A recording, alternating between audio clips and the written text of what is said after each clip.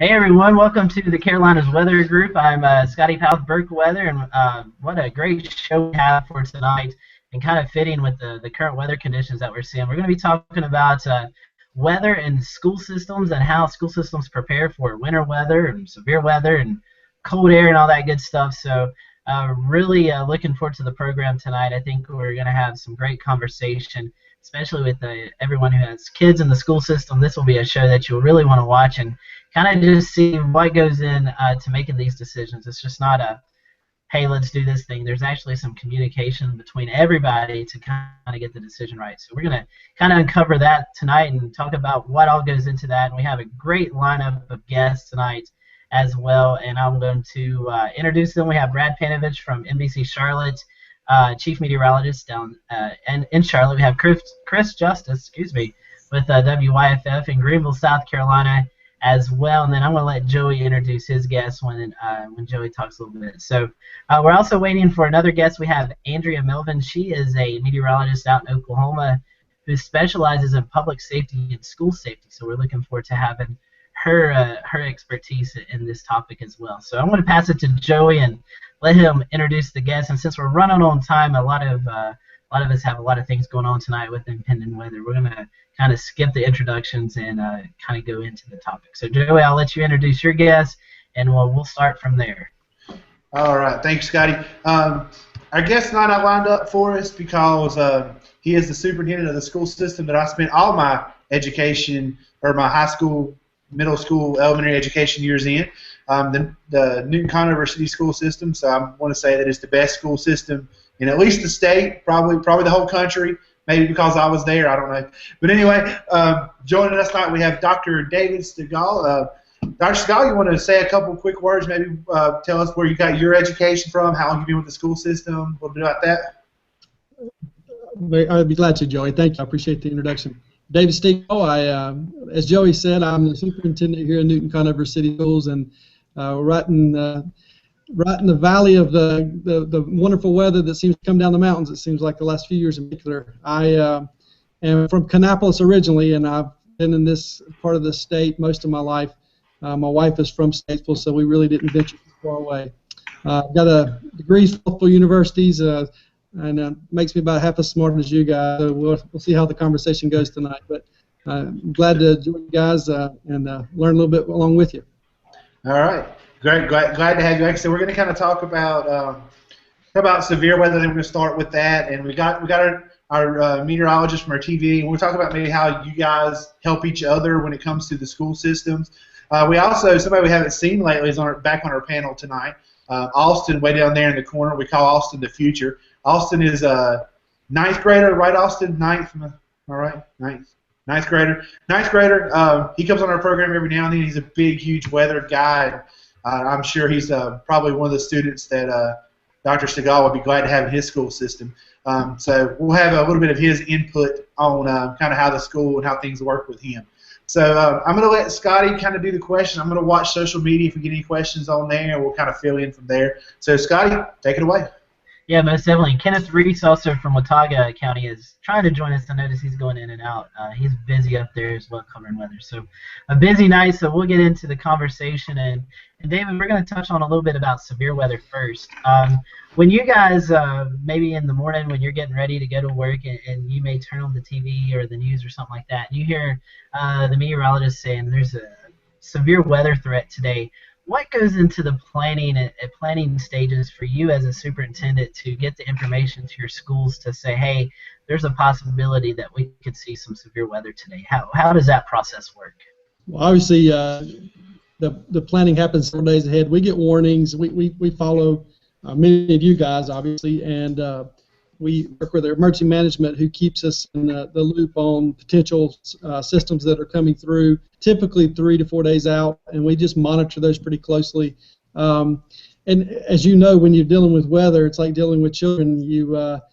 Every day is a unique challenge, so if we anticipate something possibly coming, we don't get too far ahead of ourselves. As you might imagine, the mention of snow and ice gets children pretty excited, and it can impact the learning environment. So we don't try to get them too riled up unless it's pretty close and imminent. But last year in particular, I can speak to last year. My first year as a superintendent, I'd served as an associate superintendent for 6 years and handled most of our weather issues. But I swear the previous 6 years weren't as stressful as last year was by itself. But there was a lot of cases where the decisions we were making discussions with having discussions with the other superintendents about what they're seeing and hearing, and it would seem to come in the middle of the night or late in the evening and still not knowing what to do. So we had to make a lot of calls. 4 a.m. in the morning, get up. I would ride the roads if it wasn't already on the ground. We stay in touch with the highway patrol. There's no magic answer because there's so many factors that influence it. So, but once we do know that school is going to be delayed or out, or what I did find, if there was a group that was hoping we were going to be out and it turned out that we didn't need to be, I utilize social media quite a bit. So I use Twitter, our Facebook account, and our webpage to notify, and you'd be surprised if you get a few kids that retweet the message. It gets out pretty quickly. We use WCNC, the local radio stations, WSOC, WBTV. They post all of our delays and closings. So getting the message out is really quick. That's not the issue. Anticipating what's the call and when to do it to be the challenge. And Brad and Chris, I'll turn it to you guys here. What, as you guys see this, the severe weather threat, let's just say tornado and severe thunderstorm, stuff like that, do you guys reach out to the school systems and say, hey, this is a possibility, especially as we've seen in Oklahoma with school getting out with storms and coming like that? Do you guys kind of reach out to the school systems and say, hey, there's a possibility that we could see something? Not so much reaching out. I think social media has made it easier to communicate and go back and forth with a lot of school officials. It used to be it didn't really talk to them too much. Occasionally CMS, the local district here, would give me a call. I felt like sometimes they felt like if they talked to one, they had to talk to all of us. They were playing favorites or something. But a lot of times I just want them to give them good information because I don't envy the decision that school districts have ever. That's a tough decision. It's almost worse than the decisions we have to make sometimes about what we say on the air as far as severe weather. But I always like getting the information, especially personalized forecasts, because oftentimes on TV, I got a forecast for 22 counties, but if you ask me specific information about a specific location, it's going to be different than what I'm probably going to say on the air. So I'm always appreciative if people want to reach out and talk. So in the past, that hasn't happened a lot until Twitter and Facebook kind of took off, and then you start trading tweets and Facebook messages, and eventually maybe even a phone call. I've been on a couple conference calls and the school board just giving, here's what I think, and then I hang up and they decide behind closed doors what they want to do.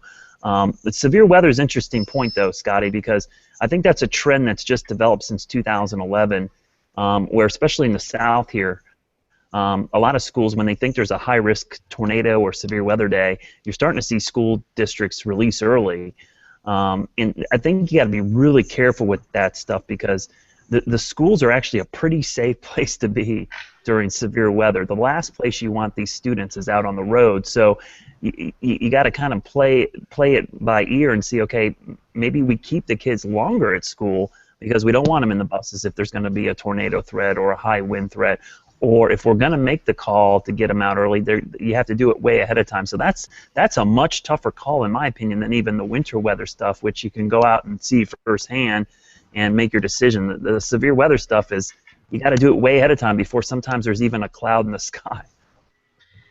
Chris and Brad, I know you do a lot of school visits. Chris, I know you do as well. When you go into the school system talking to the students, do you specifically say, hey, this is what we should do during a tornado? If there's a tornado watch or something like that, warning, and you're here at school, this is what you should do. Do you get to communicate with those students, talking to them about what to do during these situations?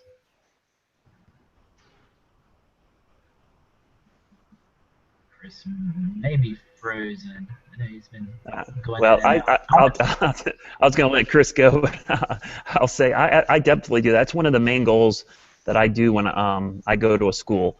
I may talk about winter weather, I may talk about severe weather, but I make it a major theme of my presentation is to always go over tornado safety. because oftentimes the kids are going to know more about what to do during a tornado than their parents are.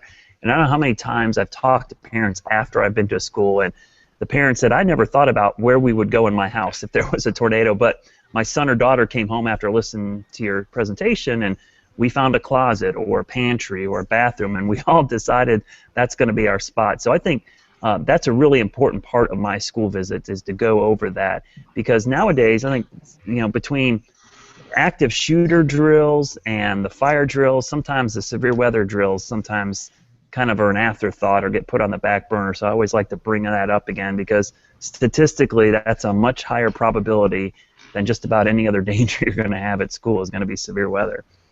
Dr. Stegall, I got a question kind of on that.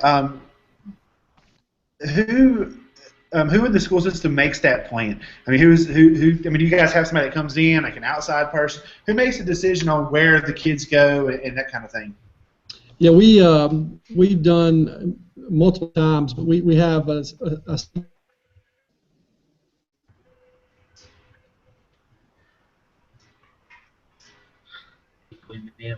think we froze him.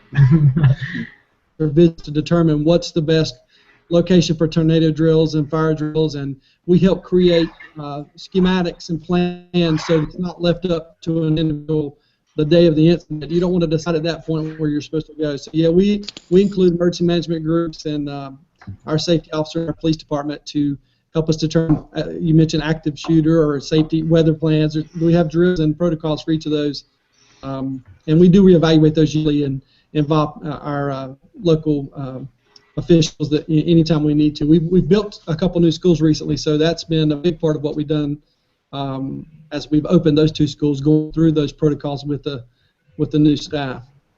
I can definitely tell you from experience of talking to my kids that that the plan has come a long way. I actually remember, I can't remember if I was in 4th grade or 5th grade, because I was in a 4th, 5th grade combination. I ended up being in 5th grade in the same exact classroom, so those 2 years ran together. But I remember at South Newton, we had a tornado warning, and we had a funnel cloud, and my spot where I was actually at for the drill, I watched the funnel cloud move over to the school. And so the fact that I could see it probably means that I wasn't in the best place for the for the tornado drill. But I remember they had where I was at. I was at the end of the row, and I could actually see out the little window beside the door. So yeah, that probably wasn't the best place to be. That's great that you say that, and I can see Andrea has joined on, so we'll kind of let her get set up here. Andrea, we're talking about right now tornado drills in the school system, and I know this has been a important subject for you. And could you tell us a little bit about what your studies have found about how school systems deal with severe weather? Yeah, can you hear me? Yes, we got you. Awesome. Where to start? I guess in most schools they have a sheltering plan where they've decided where to place students, and that typically gets passed down from principal to principal. And in a lot of cases, there may not be any acknowledgement of why they chose areas, and so they just do it because that's what they've always done. In Oklahoma, they're required to do 2 tornado drills a year, one in the fall and one in the spring, as part of a legislative mandate, just like they have certain mandate to do fire drills. And Andrea, where have you, throughout your study, where have you found the safest places to be in the school? Correct, is where to put them, and so we've been working with some money that FEMA provided us after the storms in 2013. We had like a week full of storms, and we had some schools that were damaged. So FEMA provided some money to do a pilot project to look at where we should put kids, and we brought together architects, engineers, emergency managers, and meteorologists, fire safety officials, health officials, anybody who had an interest in keeping kids safe. And we went through training, and we looked at wind speeds, and we looked at loads of wind forces on buildings and the types of materials that are typically used. And then those assessment teams sat down with the blueprints for a particular school. And they would then identify the areas that they believed were the safest areas, and then compared that to the safety sheltering plan that the schools had been using. And then we went on site to the school, and we walked around and compared what we saw in the blueprints to what's actually there. Because a lot of times schools are built in pieces. So you have the original structure, and then they add an addition as the population grows, and then they add another addition. And each time they add an addition, those additions are built differently and usually by different contractors. And so they may not have a uniform safety around there. So for years, schools have used hallways for sheltering areas because they could get kids into hallways pretty easily. But what we're encouraging schools to do is to look around those hallways and say, okay, have we done any remodeling? Have we added skylights? Have we added windows? Have we changed the walls in some way that would then make those hallways less safe? Do the hallways have doors at either end that could cause a wind tunnel effect, where debris would come right on through and bring debris on top of the kids? What's the load path from the ceiling through the wall to the foundation? Are those connected structurally, or are the walls just held up by the weight of the roof? In that case, if you lose the roof, then those walls fall down and crush whoever's sheltering in the hallways. So it's just trying to get them to look around and make judgments of why they're choosing those hallways, and not just to automatically do that.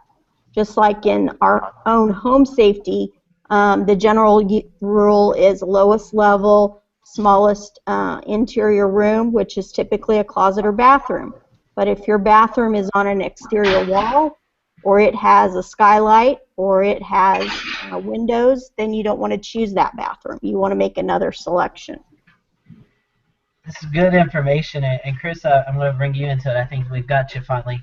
I know a few years ago there was a picture going around, and I believe it was in Mississippi, of students who are actually looking out the window as a funnel cloud or tornado passed not far from the school. And I know that you have actually been in Tennessee. Nashville, Tennessee is one of your market areas, as well as Savannah, Georgia. Mm-hmm. Have you seen any of the school systems outside of the GSP area where we all live? What do places like in Nashville, who are more prone to tornadoes per se than we are here? I mean, have you seen any comparisons or anything that they've done out there that's really impressed you, or maybe not impressed? Yeah, the theme back there in Nashville was whenever they would see a threat coming, they would contact us a day or so before. How bad is this actually going to be is what they'd ask. And then some of the problems they would run into is they would actually let kids out as the threat was happening, like if it was 2 or 3 counties over, and that was a nightmare situation, just because the school buses, you could take an hour to get home. The thing that they learned after that was, and caught a lot of flack for, unfortunately, was let them out before the threat is there, whether it's cancel school altogether, which they did several times. There was one we were under a high risk. I think it was early 2012. It was one of the only times in a while since I guess it was early 2013, March, I believe. They just flat out canceled school for the day because of the chance for all those tornadoes.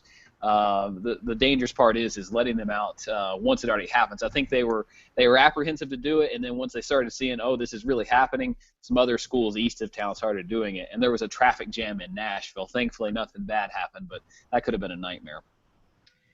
Yeah, and Andrea, I'm going to pass it to you, and I don't know this to be fact. I've just heard rumors, but I've heard that Oklahoma, they may have what they call severe weather days, where they see a threat of tornadoes and they just decide, hey, we're not going to do school this day. Is that correct, or I may have... It's not implemented statewide. There are some school districts that have chosen to do that. In Oklahoma, they're pretty independent in their decision-making regarding schools, and so it's a local decision. We even have some schools that have determined that their schools are not safe at all, and are planning to bus the kids away from that school building, which is scary to me. So, David, I'm going to pass to you. With you being the superintendent in Newton-Conover, let's say we do have this tornado watch that's been issued, and we see some tornado-warned storms coming. Let's say Burke, McDowell, Polk, Rutherford counties, and you have parents who are wanting to come in, and you're in tornado lockdown or tornado drill. Let's say they're bearing on Catawba County, and you have parents there wanting to get kids. What is the procedure there? I mean, do you let the kids leave, or how does that work out with the Newton-Conover school system?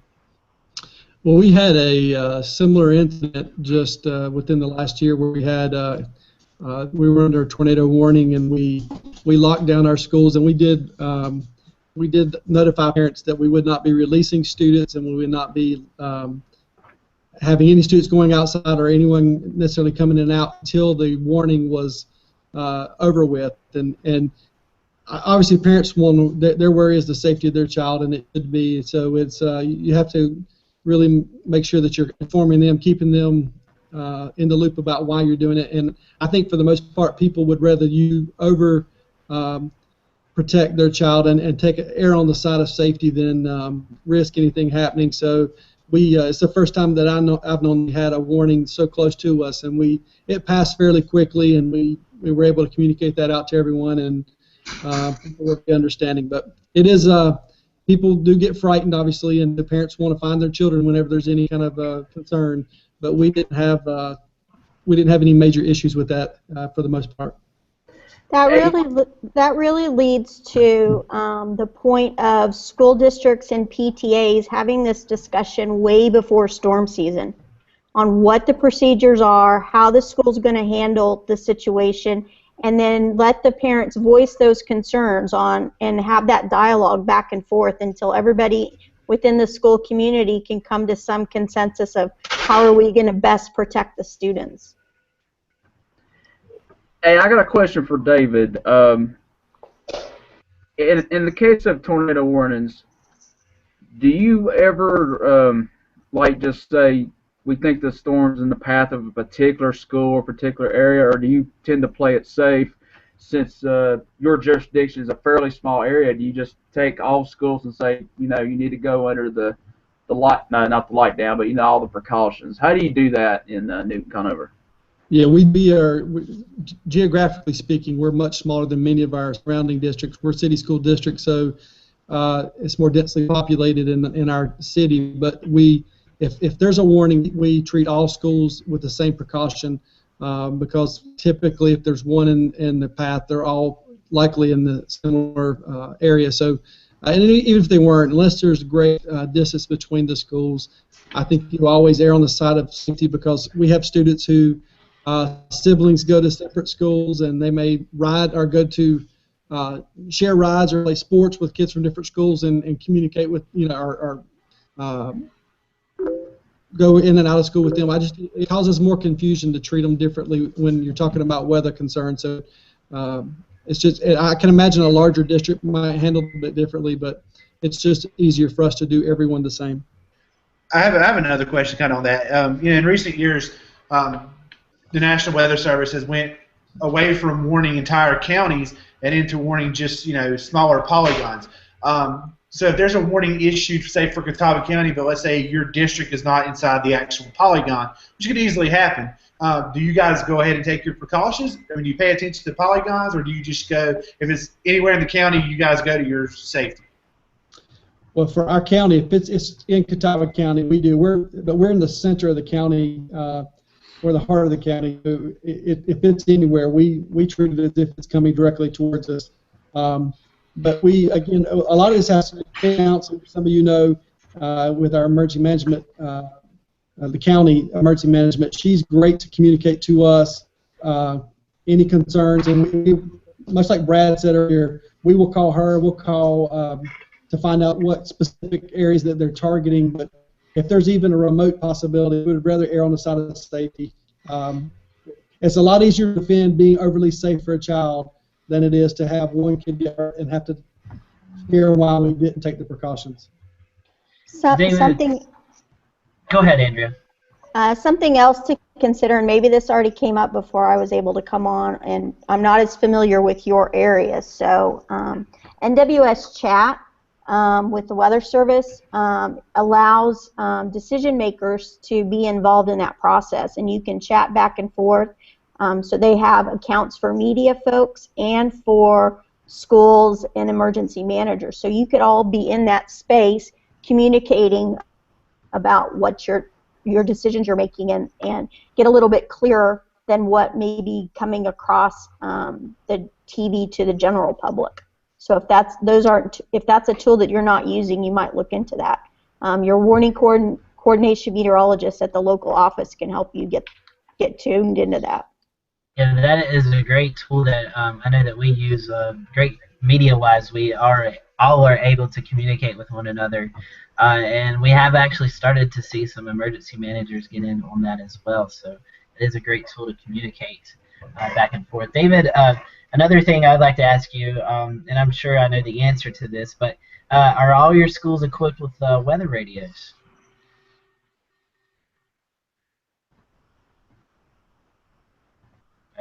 You must have froze. Well, anyway, I'll pass it to you, Andrea. Why is it important for all schools to be equipped with weather radios? Because it's a direct link into the Weather Service. You're going to get that warning fastest through the NOAA weather radio. What we've seen, though, in Oklahoma after the storms in '99, the Weather Service actually sent out weather radios to every school district in Oklahoma. And when we went back several years later, we found that those weather radios were being put in the school office, or they had no idea what this box was, and they didn't know how to use it. So it sat in a closet. Or they had it on, but they didn't know how to program it for their specific area, so it went off constantly. And if you've ever been in a school office, their phones are ringing off the hook. So having a weather radio go off for a storm that's 200 miles away gets annoying for that secretary trying to deal with, general day-to-day school stuff, and they'll unplug it. So sometimes having it in the school office is maybe not the best place. It may need to have a designated person on staff that's willing to pay attention to that so that it's always charged and batteries get replaced and all of that happens. Andrea, that's a great suggestion. Yeah. Andrea, I had a question. I know you talked about going into schools and working on, helping them improve. And I know you're there in the Oklahoma area mostly. What about other parts of the country? I mean, I know the work you're doing is great, but how are you working toward maybe helping other areas and getting like a team, like you said, to really get in there and help every school system the way you've done with the ones that you've helped? Well, this FEMA training that was started in partnership with the Oklahoma Emergency Management, they had FEMA region people from the other regions sitting in on that pilot test, and so a lot of those other FEMA areas are wanting to duplicate this similar thing. So it's being talked about in other areas. I don't know how fast it's going to come about. Andrea, I'm sorry, Joe. Andrea, could you ever see a day that maybe the government requires commercial buildings, just like fire extinguishers or fire alarm stuff? Could you see them one day saying, you got to have a weather radio in your building or business? Yeah, there's been a couple of efforts along those lines in Oklahoma. They haven't totally passed. I know after we had a big event with some mobile homes, there was a big push to require mobile home owners, the complex owners, to install safe rooms that was big enough to handle all of the residents in the mobile home park. So there's various legislative amendments that have tried to do that, but so far it hasn't gotten widespread adoption yet. Another thing, it's not really a question, but more of a comment that really irks me, honestly. And I taught school for a couple years, and my class was under the tornado drill last year, and my class was honestly in the hallway right beside two double doors with glass all around it. And me, the weather nerd geek inside of me, I'm just like, this is crazy. This is not where these kids need to be.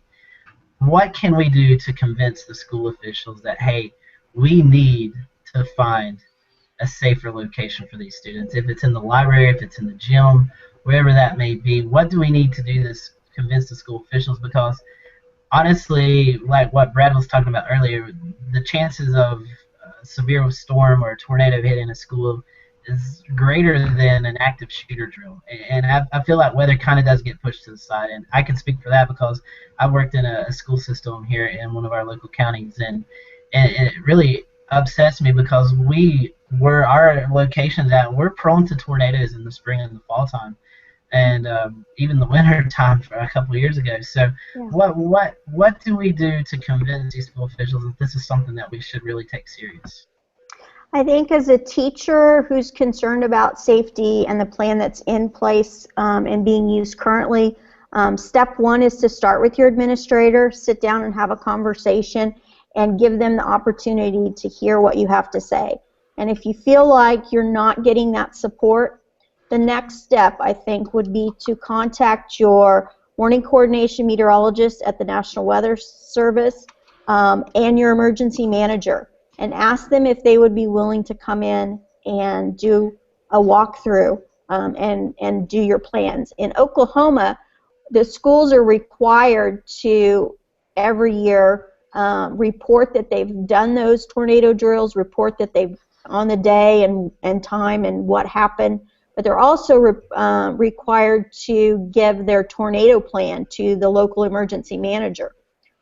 So I don't know if that's the case in other states, but the EM is your best friend on helping with that. So sometimes it takes a person outside of the school district who is seen as an expert, and I'm not comfortable with that word per se because I don't like it put towards me because I don't feel like an expert, but find that person that the school district would see as an expert in the field of weather, in the field of emergency management, that could echo the words and your feelings regarding that plan, and you can get sort of a consensus to make changes happen. I mean, that happened with a teacher that I was working with. He hated the plan, went through and created his own plan and then submitted it back to the district and said, hey, this is much better. If you have questions, go talk to the EM, go talk to the Weather Service and see if they agree with me. And they ended up adopting it. I know a lot of teachers watch our program, so that was for you guys. I'm no longer in the school system. I'm working doing something else, but it really did upset me that the 2 years or the 3 years that I was in the school system working. There's many schools here in Western North Carolina. I mean, we have a lot of schools that were built back in the 50s and 60s who are just out of date. There's one school of mine that is just a long line. I mean, it's just one line, and all the grades are on the same level. And on the end of it is you've got two doors and you've got skylights. And there's no location in that school right there in the hallway where they put the kids at. That's not the location that the kids need to be during tornado warnings. But just that's a little rant to me. Right, and I think making parents aware of that, aware of what your options are, and are you comfortable with this option, with this set of risks? And if you're not, what are we going to do as a community to improve this? Are we going to get a bond and build a safe room to hold our population? What are we going to do? But I think parents just feel, schools are safe, or they feel they're not safe. They have opinion on either side of that, and we're not really discussing how we solve it. Yeah, it irks me because I'm a weather nerd, but I love kids and I want them safe. And it's not David's school system. I'll go ahead and say that. But anyways, it's just I feel like we need to really focus on that. And that's something that a lot of people are in Western North Carolina, because let's think it. Joey, Daniel, you can chime in, and even David can. People don't expect tornadoes around here in Western North Carolina. We're in the mountains. They don't happen in the mountains, and they do happen. They do. I would say they're rare, but they definitely happen, as we've seen.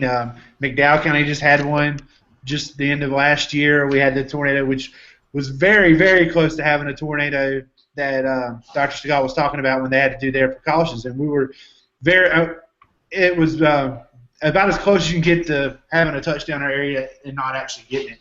So it happens more than you think, and I like what you said. I think about opening up a line of communication a little bit better. I think that can make a lot of improvements, and I'm sure Scotty don't mind saying this, and we do our school presentation all the time. Any of us here in this group will be glad if any teachers out there want us to come and help, or any superintendents or school systems, whatever. We'll be glad to give our, to help with any of that. Talk with the parents. I'm sure Scotty wouldn't mind going to a PTA meeting and talking back and forth and helping open up that line of communication. That could definitely be this. That's something that you said there is very, very important that a lot of times we don't have. I mean, I know about the school system's preparedness because of what I do.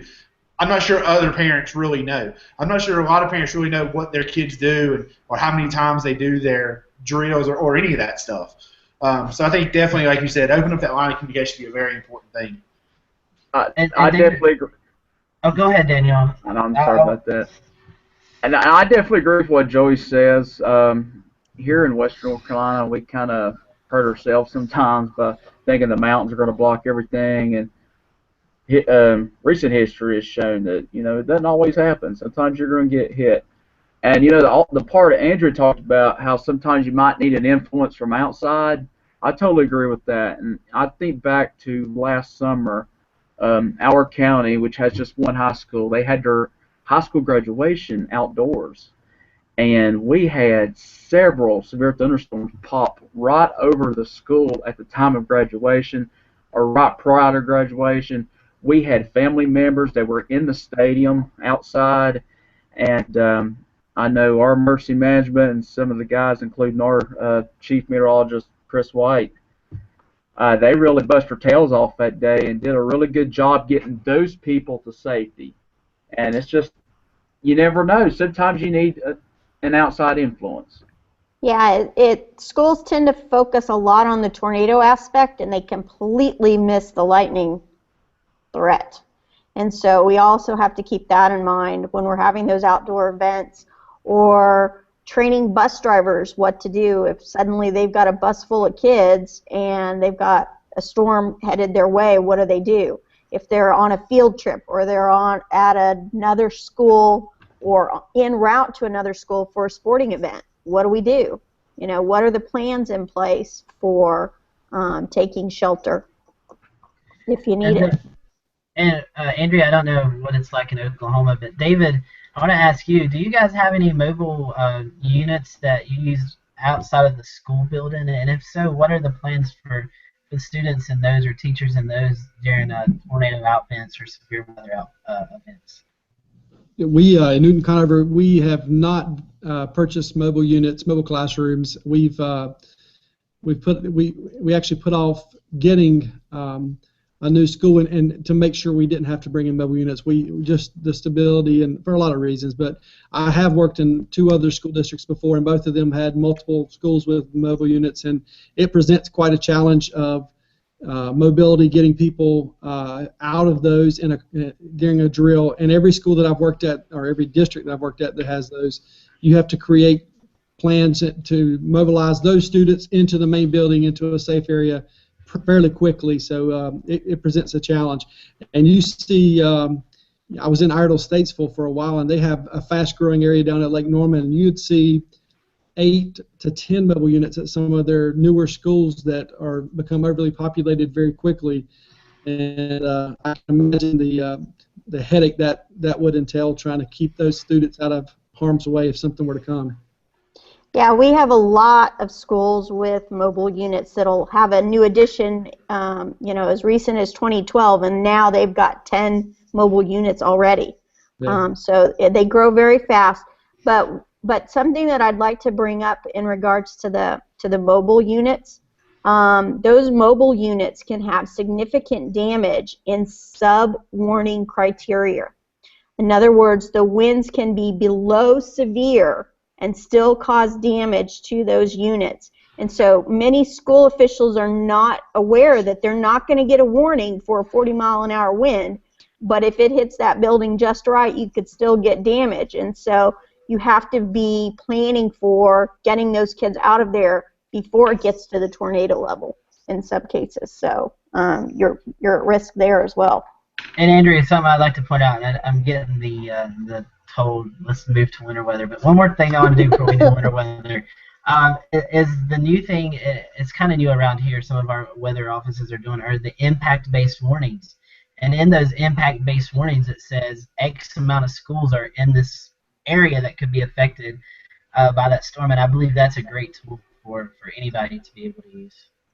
Yeah, those impact-based warnings are just going to get better and better as we move forward. They're working very hard to put the information in there that the decision makers really need.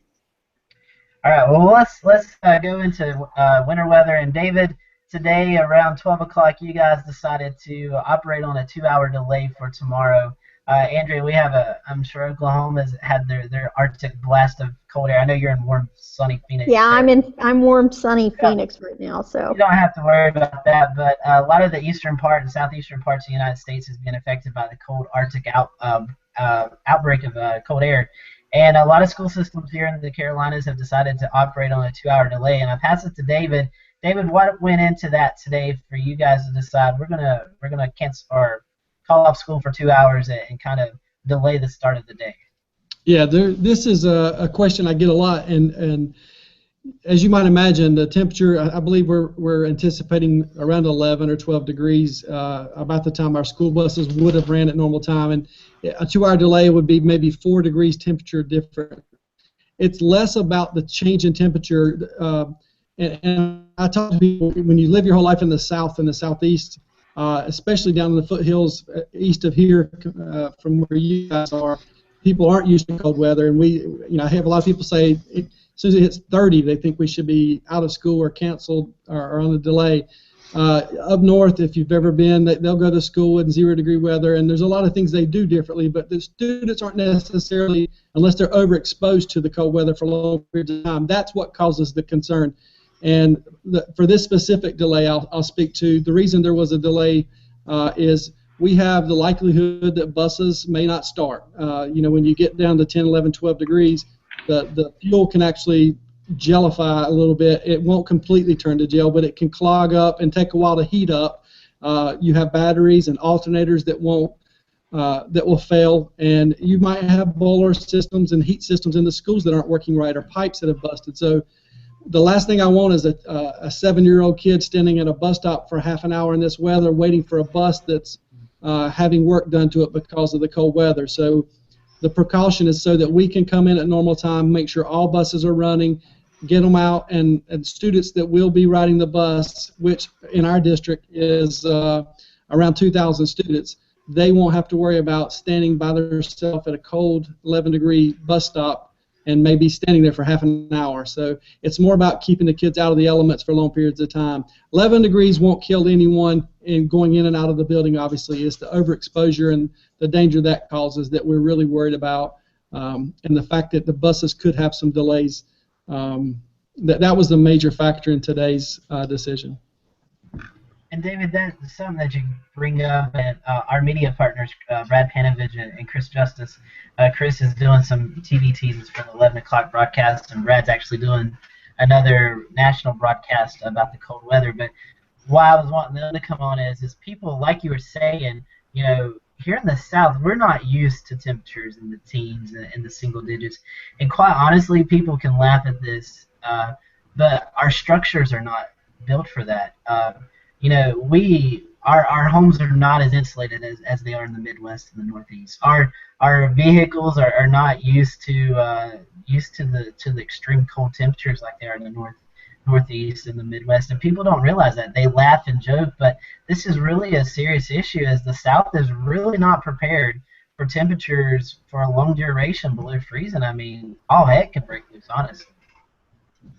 Well, when we talk about it, we didn't have snow or ice this time, obviously, but even with in the areas that receive a lot of precipitation, their buses are equipped differently with chains, and they're like you mentioned, buildings are insulated in different ways for the cold temperature. So we do try to keep all that in mind. It's a fine balance because unfortunately, we have students that we're the warm resident they have for the day, and we're the ones that serve the warm meal that they might get for the whole day. So I don't want any student sitting at home without being fed unless and being alone if I don't have to. So a lot of times when we cancel school, a number of our students are not going to have an adult at home with them, and their parents continue to work and don't have any in danger either. So it's a fine balance of making sure we're doing what's best for kids without putting anyone in danger getting to and from school and while they're at school. So I agree 100% that you can't compare the snow and ice here and the cold weather here to other areas because we're not equipped the same way.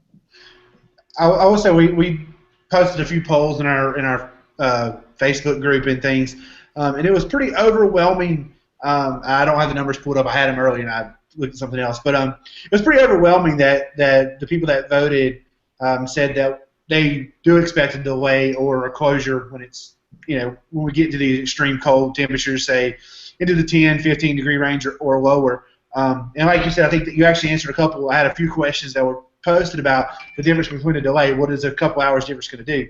You made a good point there. And you mentioned the boiler systems in the school. I think all of your schools now, y'all moved into some of the newer buildings. I don't think South Newton and Thornton we're not using anymore. We've got the new building there.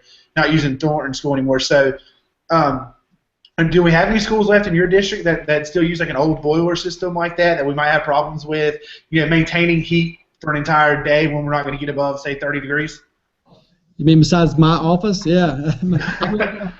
On a boiler system, so is our high school and Discovery High School. We have a number of schools that still have the boiler systems, and when those fail, if you don't know much about those, it's heated water, and it takes a while to heat up 500 gallons of water, as you might imagine, and it runs through pipes, and so it's not a case of it goes down, you just flip a switch and it's back on like we're used to in our homes, but there is that concern if the heat systems go down. I want to also remind people that in North Carolina in particular, we have no calendar flexibility. The state says you have to start school no earlier than the first Monday closest to August the 25th, and you have to end school no later than the Friday of June 10th. And you have to get 180 student days in between, and there's certain holidays. So we have flexibility. I know mountain counties in the past have had flexibility. When you had severe weather, you could waive days. You could actually excuse those days for students. The state does not allow that in any case, in any instance. You cannot waive days. So last year in particular, when you're talking about missing 6 days for snow and ice, that is 6 either Saturdays or spring break days that students would have to come back for. So I take those very serious because I know parents, that family time is important to me. I have 2 children in the district as well. I don't want to make a flippant decision just out of convenience. I want to do what's best after considering all options because it's much more than just that day that is impacted. Yeah, and David, we talked about the cold temperatures. Tell us about the process, and Andrea, I'm not sure if you deal with winter weather a lot in your studies, and if you do, feel free to chime in. But David, what goes into effect? Let's say a winter storm watch or warning has been issued, but there's no snow falling at the time that you guys are out on the roads looking. Let's say we're forecasting that snow to start between 8:30 and 9 o'clock in the morning. What are your plans or what are your preparations? Do you send the kids to school? Do you delay school? Do you go ahead and call it off? What do you guys go through? Because that happens a lot. We get a lot of events where you wake up in the morning, there's no snow on the ground, but as the day goes on, we forecast for snow, and it happens, and kids are at school, and now what do we do? I mean, what is the process that you guys go through for that? And that happened last year a number of times.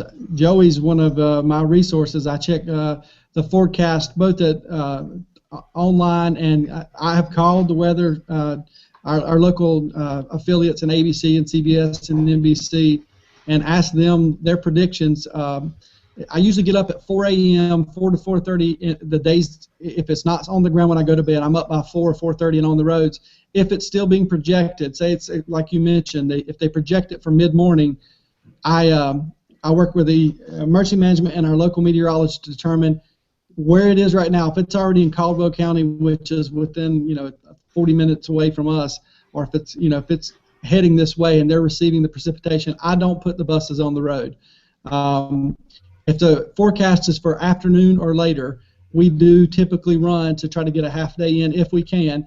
I'm not going to wait till the weather hits the ground before I dismiss, but if it's not imminent and upon us till late afternoon or projected to late afternoon, I will lean on the side of going to school so that we can get the day in for the students and we don't have to worry about making it up on a Saturday. But it is not an easy call. It certainly isn't. And again, I would always rather err on the side of safety and have to apologize for getting it wrong when the weather misses us all together than try to rush and get something in. That's right. Make the decision now and ask for forgiveness later. I was going to say, Dr. Stegall brought up a very important thing. I want to make sure I say it again. He calls, the weather people. He checks with Burke, Catawba County weather. He calls, the forecasters. He checks all these things. A lot of parents seem like they want to throw it out there like the school system has no clue what's going on and they just roll a pair of dice and figure out if they're going to call school off that day. But it's not true. He just said it. Hey guys, they do reach out to other people and meteorologists to get a forecast and make an informed decision. I think a lot of parents don't think that happens, and I know he could probably tell us a lot of stories about his email box. Probably gets pretty full every time he makes a call, whether it's right or wrong. It does, and I don't blame parents. I don't blame a single person, because for every time, even today, I received some emails, people upset that they had to find someone to watch their kid in the morning when they go to work. I understand. I do feel bad for them, and I sympathize. Again, my wife is the one that does it for my family. She has to make sacrifices and things that she's probably not ready to do on a moment's notice. And so it's not necessarily, I wouldn't say it's a no-win, because it's not about winning or losing. It's going to impact people either way. And what you try to do is, I worry less about what any adult thinks than I do what's best for kids. And it's easy to say that, but I worry less about it, whether it makes people happy or unhappy. I worry about, am I going to be able to get this kid to school, give them the education they deserve, and keep them safe and get them back home. If I can do that, I'm not worried about if people are happy with it. I do want to do what's best for the kids, and sometimes that means we go when it's 18 degrees and we keep them warm in the schools and feed them and get them back home safely, and sometimes it means we don't go and we miss the call. But it's not about win or lose. It's about doing what's best for kids. And I know everybody says that, but there's a lot of pressure from. I'm sure you guys feel it too when people want to know specifically when the rain's coming, when the snow's coming. But if we stay grounded about looking at what's best for the students, I think everybody will be fine in the end. Yeah. Winter weather is the most difficult forecast. On a typical day, you want to know, is it going to rain, yes or no? You don't care about the amount. In winter weather, you care about the amount. In winter weather, you care, is it 33 degrees or is it 31 degrees? It matters, and so it's winter weather, you have to be very precise, and it's the time when we have the least amount of data. The data that we need is that upper air data to figure out where the freezing line is vertically, and we get that from our balloons, which we send up twice a day. In Oklahoma, we have one balloon launching place to cover the whole state, and it's done twice a day. So there's a lot of things that happen in between, and figuring out where that freezing line is vertically and where it is horizontally to determine whether you're going to get snow, freezing rain, sleet, or whatever is very difficult. And for us, we tend to get less snow and more of the freezing rain, sleet situations. Yeah, we also have to deal with that. Now, Daniel, I know you have a question. One more thing I was to say about just kind of backing on what Andrea just said there. Another thing, remember the average liquid to snow ratio is about 10 to 1. So we're talking about 1/10 of an inch is a whole turns into an inch of snow. Last time I tried to make a forecast for for rain, and I guess 2/10 of an inch versus 4/10 of an inch, and it turns into, we're talking about 2 to 4 inches of snow. So it can definitely, one little miss could be really big in winter. Daniel, go ahead with your question. Yeah, this is for David. Of course, you're talking about making up days, and I know sometimes you got to make up on Saturdays, and kids just cringe at that idea. But is there a policy, and I'll get you to clarify this for me, is there a policy that you can only make up on a Saturday when you have missed a day during that week, or can you go 6 straight days for an entire week? That's a great question, and what most people don't realize is about 60% of our employees are classified, which means they are hourly wage earners. The bus drivers, the cafeteria workers, the custodians, the salt-of-the-earth people that do all the work necessary to get the job done, teacher assistants. They, if we miss during a day of the week, we try to go Saturday so they get their full weekend and get paid, and that's money out of their pocket if we don't. If we go, you mentioned going on a 6-day week, if we can make it up another Saturday. There's nothing preventing it, but what happens is every one of those hourly employees are now making time and a half on that Saturday. I have nothing against paying people. I love it. We have no way of we have no way to generate money. We're not like any business where if we need more money we increase our sales, or we have a fixed budget. So if we have to go to time and a half, there's nowhere to take that from. We have no fund to pull that in from. So that means either you don't do it, or it means you have to lay off someone else to pull the funds, or you're going to have to find it somewhere. And that seems silly, but that's just how public ed is. You don't generate funds. You have no way of controlling the input and output, so you have to work on a fixed income. So it is not it's not disallowed. It's not like you can be prevented from doing it, but it's cost prohibitive for most places just because of the spending. I would love to do it and pay the people what they deserve. It just comes at a cost from somewhere else that is typically hard to find. So by saying that, you're saying that's more of a local policy rather than something that's at a state level. That's correct. Yeah, we're blessed that each school district, their school board sets individual policy. We all individually can set policy on how we do anything, unless it's state mandate or a law. We control locally how it looks in our individual school district. So, yeah, you have local flexibility on how you handle that. In Oklahoma, they actually extend the school day, and rarely do Saturdays. So they may be adding, 10 or 15 minutes a day for an extended period of time to make up whatever school days. And they'll have maybe 2 or 3 snow days kind of built into the schedule. And then if they can't do it with extended days, then they'll take away a vacation, a spring break day or something like that. But they try to avoid Saturdays. You read my mind, because that was what I was going to ask. Is there any kind of consideration of extending the school day to get those hours? I know we have 180 or 185 days to get in, but we also have a certain amount of hours that we have to do as well. Right. Yeah, for us, if I'm inaccurate, I'll go ahead and apologize. I've been here 8 years in the district, and I know of one time we've gone on a Saturday. We try to avoid Saturdays. We can't extend the day. And what happens is typically when you miss weather, it's going to be in January, February, and so to extend the day will you got to make sure you have enough time to recoup those hours depending on how many days you've missed. And but yeah, that is an option, and we certainly have considered that as well. Yeah, I was going to ask, when it comes to making up those days, what is your order? I mean, obviously, I assume we take away a work day somewhere would be our first choice, and then on down, and maybe Saturday would be the last choice. But kind of what is that order? Yeah, the teacher work days, which the state requires that we do a set number of teacher work days, and they dictate those, and they're built in the calendar. But we can use those as snow or weather makeup days, and that is always our first choice, to use a teacher work day.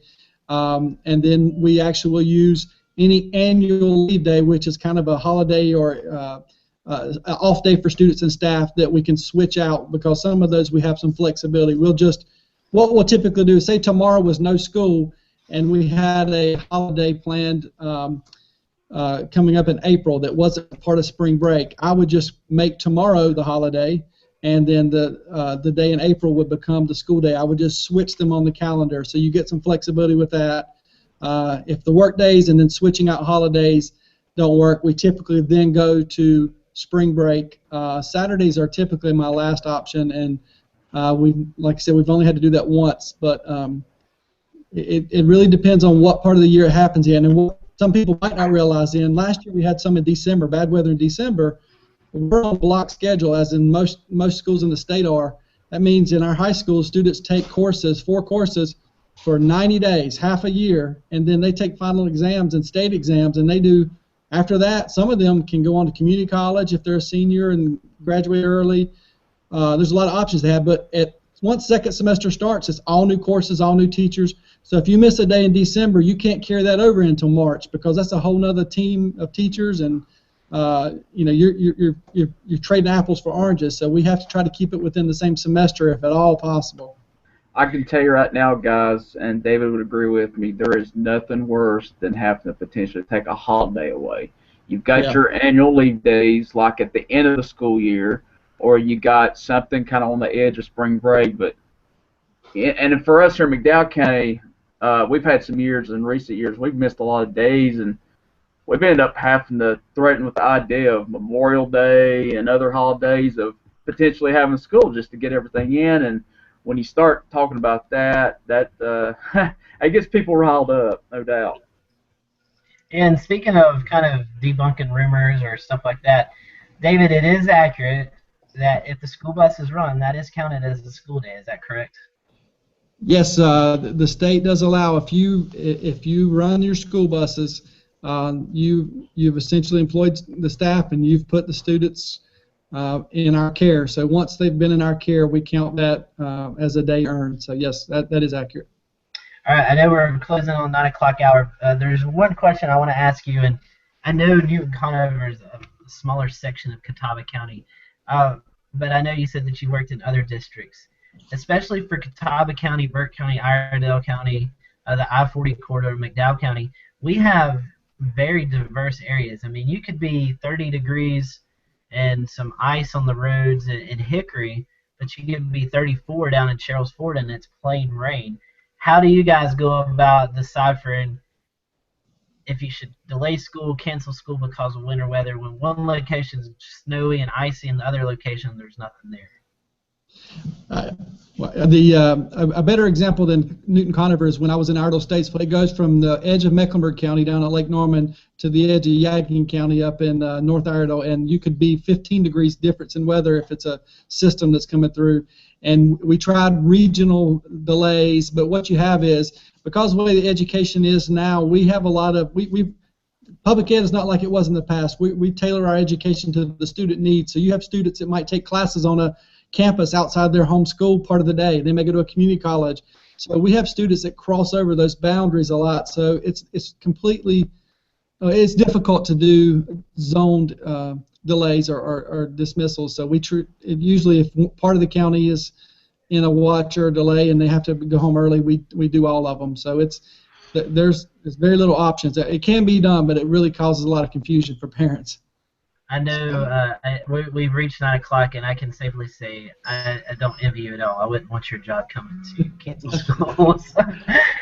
I got another question, and I know this doesn't pertain to a lot of districts, but here in our county we have 3 separate school districts. Do you guys communicate and try to stay on the same schedule? I mean, how does that work? Yeah, we're blessed that we will share information, especially about what we're hearing, and we try to match our delays as much as possible. We had a couple of instances that weren't the same last year, but part of that has to do with what you were just saying. Northwest Hickory was expecting and received some snow and ice that we didn't receive here in Newton just because of the 3 degrees difference in temperature. But for the most part, it's not as confusing to parents and to the community if we are all on the same schedule. So we try the best we can to try to stay pretty close to each other. Yes, and lastly, my question is totally off topic. Well, not off topic, but weather. How big is weather in your curriculum in Newton-Conover? I mean, I think we're doing Joey, is it Newton-Conover that the Weather Kid Award is issued in? Yeah, we do the Weather Kid Award at the middle school. We give it out to the 6th, 7th, and 8th grade student who presents the most interest in weather, and I'm looking forward to doing that again this year, by the way. That's right. We started that last year, and weather's a big part of the curriculum in 5th grade, and it's part of a 8th grade curriculum as well. And as you see, the young man that was on here tonight that was kind of just participating, it doesn't take a lot to probe kids to get interested in weather. So I don't think there's a bad instance that you would ever have where students wouldn't want to have a conversation about it. So, but it's built into the curriculum in 2 of our grade levels specifically. And while we're on that subject, Jay Brown Real Estate, if anybody's looking to buy a house in our area, he sponsors that. He paid, you can ask Dr. Stegall, he wrote the check for everybody's plaque. He did it all out of his own pocket. He said, you find the person, I'll pay for the whole thing. So that's want to make sure I give him a little pat on the back there and a little bit of publicity on the show. Awesome. All right, well, go ahead. I was going to let you kind of wrap up too. I know winter weather is a little bit out of your severe weather stuff, but I was going to kind of let you wrap up with your studies and kind of stuff like that. I was just going to make a announcement to your listeners and to your schools there that we run a weather camp every summer for middle school students that's open to anyone across the country. And so we get applications. We've had someone from North Carolina, I believe, come out to Oklahoma, spend a week with us at the University of Oklahoma, the National Weather Center, and we have a lot of hands-on activities that we do related to the weather. They get to see the big radar trucks and go up inside the phased array radar and lots of things, visit a TV station. So if you have kiddos that are interested, they can find that out on our website, which is mesonet.org, and then K-12 section and summer camps. Awesome. That's something that Scotty, me, and you will make sure our kids in our area and Dr. Stegall also know about that. Yes, definitely. And as we're wrapping up, WeatherFest is happening at UNC Charlotte in March, and they are targeting teachers and school administration and students to come out to that. We're going to have some flyers to pass out. We're going to be sure to give that to David so he can pass it out to his folks in the Newton-Conover school system. So, guys, I know, Andrea, you've got to get back to your conference, and I know David's tired and he's ready to kind of wind down. So we're going to kind of end the show here, but it's been a great show. Learned a lot. I want to thank Andrea and David both for coming on tonight. I want to thank Brad and Chris, Brad Panovich and Chris Justice as well for coming on. They're busy with TV. This Arctic outbreak is just taking a lot of our stuff. I was going to tell Daniel, I don't know if he saw the pictures from McDowell County, but they may be on more than a little 2-hour delay with some snow up there tonight. A lot of snow-covered roadways up there, and with temperatures dipping down into the single digits, it's not going anywhere tonight. So we'll have to see. Scotty, we also need to make sure we mention Ricky's not with us tonight. He's actually with Andrea out there, so she wants to go track him down and smack him around for us for not being here. He actually took a picture of the back of my head earlier today. He said, where's Andrea at out there? And I was like, well, I don't know where she's at. He's like, well, I need to find her. So yeah, he got the back of my head earlier. Yeah, and you got to tell him that if you could make it on the show tonight, there was no reason why he couldn't make it. So. Seriously, yeah. Exactly right.